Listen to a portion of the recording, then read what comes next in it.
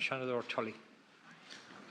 Leader, I want to raise the income criteria for acceptance onto the social housing list.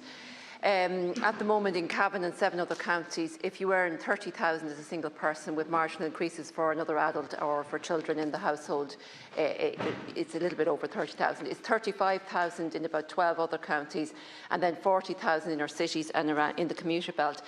But what is happening is that people are applying for social housing, they're accepted onto the list, and then that's reviewed maybe the following year or a year later. And next thing they're being told you don't qualify anymore for social housing because your income has gone above the threshold.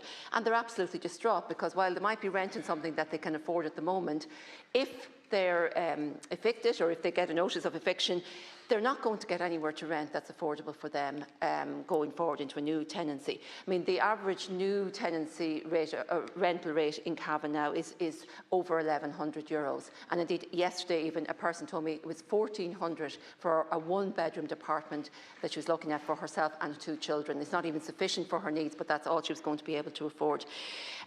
Frequently, the increase is due to somebody who's working and getting low-paid or part-time work, and they're getting the working family payment, and the working family payment is pushing them over the threshold.